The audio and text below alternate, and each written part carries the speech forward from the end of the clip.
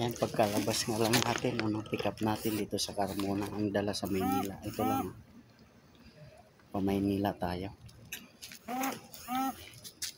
Maynila.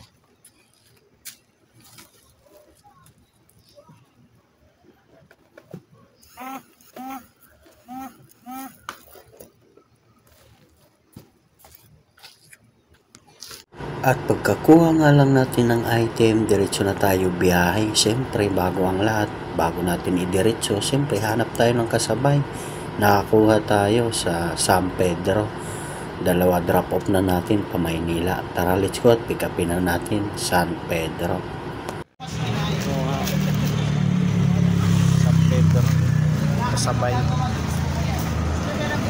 At pagkakuha nga lang natin ng item na ipinadala sa San Pedro, pa Maynila, at diretso na tayo biyahe. Medyo hindi kagandahang panahon mga idol at maulan-ulan. At kasalukuyan andito na tayo sa Kamaynilaan sa EDSA. At ayan, dito na tayo. Unang drop off natin ito, yung nakuha natin sa Carmona. Dito na tayo sa Maynila. Dalawang drop tayo. Pagkatapos nito, yung pangalawa naman, 25, mga 20 kilos ang bigat. Kuha natin sa San Pedro. Drop na muna natin to. Antay lang natin yung receiver. So ayan mga idol, pagka-drop nga lang natin ng unang drop natin na nakuha natin sa Carmona, ay diretso na tayo sa pangalawang drop off.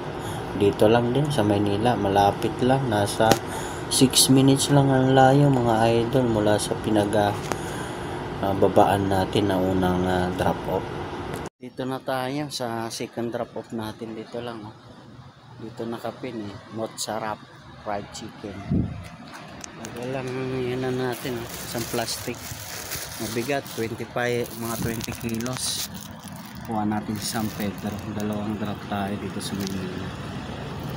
Naantay lang natin yung receiver mga idol. Kinokontak pa natin at drop na natin ito.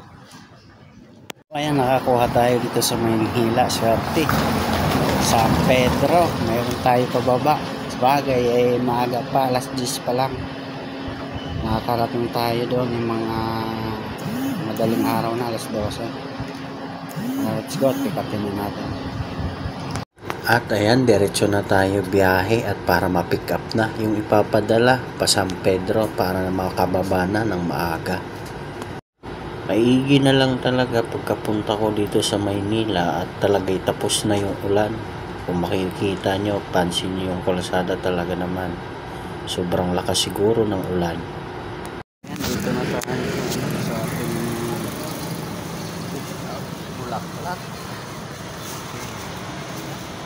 Ikaw mo kumakit, karyer ulang. Ayan, nakuha na natin pangmalakasan. Pangmalakasan na ng Bulaklak. Drop off sa San Pedro. Pagkakuha nga lang natin ng item at diretso na agara biyahe, dahan-dahan na tayo gapang pababa ng Santa Rosa. Ang drop off nito natin mga idol ay sa San Pedro, sa may Sugo, ang ating landmark drop off location sa highway lang. Kalipas lang ng ilang minutong mahaba-haba nating biyahe at ari na nga tayo kasalukuyan sa Muntinlupa, Alabang. At malapit na tayo na kung saan tayo magda-drop off sa San Pedro.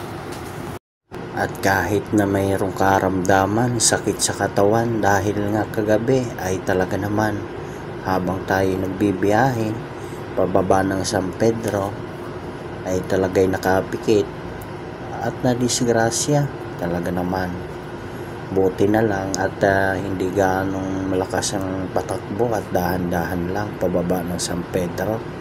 Pababa na sana ako ng Santa Rosa dahil wala nang nakuha nung nakarang gabi.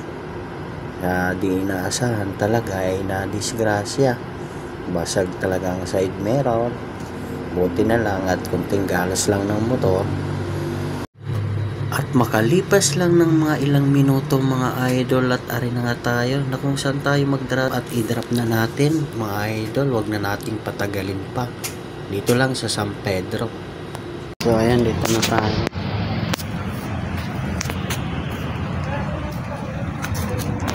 Naisugo ng San Pedro. Tingnan natin.